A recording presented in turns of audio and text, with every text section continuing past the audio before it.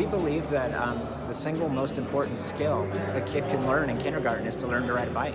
And within that skill, there's so many associated skills like health, confidence, balance, and having that lifelong skill of a mode of transportation besides your feet and besides a car. So we really see the effects being super positive for kids way into their future.